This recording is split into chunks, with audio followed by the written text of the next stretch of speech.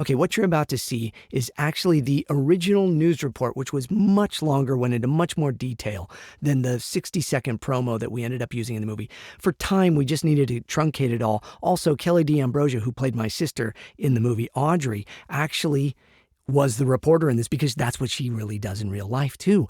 So we cut it down. We ended up having to move her out of it because of the fact that she was playing my sister. So what you're going to see here is the full original one. There's some temp stuff in there for right now because we never finished the whole thing. But check out the original news report from Hidden Blessings.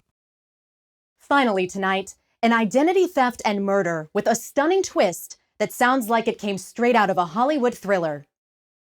1 a.m., March 13 of last year.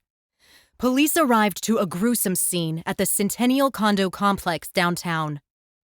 A body literally in pieces after falling 6 stories and struck multiple times by unsuspecting drivers. A horrific sight to all involved.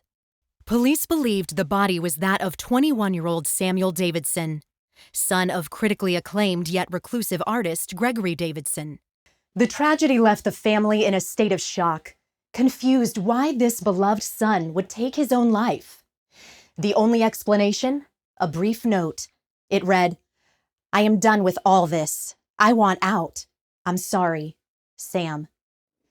The note was typed on Davidson's cell phone and found on a table near the balcony he allegedly leapt from, along with Davidson's wallet, watch, and ring. The body was heavily damaged, and it was difficult to get a positive ID. However, in the end, Mr. Davidson did confirm the body to be that of his son. For Mr. Davidson to have gotten this wrong is not necessarily unheard of. The evidence was all pointing to him. The police department and his family really had no reason to believe it was anyone but Samuel Davidson. But the body that was found wasn't Samuel Davidson. It was this man, 23-year-old Sean Ian Nelson. Nelson was a new business partner of Davidson, with a long record of misdemeanor offenses, as well as 2 previous convictions of theft and fraud. The case was reopened as a homicide, police now discovering a double cross from a third partner in the nightclub. 62-year-old Edward Victor Lewis was convicted of forgery and identity theft crimes in the state of Nevada in 1992. Police now know that Lewis attached himself to Davidson and introduced him to Nelson, planning the identity theft to cash in on Davidson's money and business holdings. Yet the most remarkable part of this story is what happened to the real Samuel Davidson. I just woke up and my head was pounding and bleeding, and I didn't know where I was. I knew I was freezing, and then I realized I was in the desert. The last thing I remembered was drinking with Sean and Eddie. I can't totally remember, but I kind of recall being like hit with something and then yelling for help, and then just black.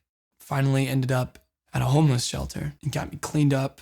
Finally decided to go home and just come clean. Apologize for the pain I caused and the money I lost. I'll just work for him for nothing, to pay him back. I'm not worth anything else. I'm sorry. Davidson is now home and with his family after what some are calling a true prodigal son story. Edward Victor Lewis is being held without bail for the murder of Nelson and kidnapping, assault, and fraud of Davidson. In a statement made after his son's return, Gregory Davidson said, "My son was dead. My son was lost. My son's returned in the hand of God."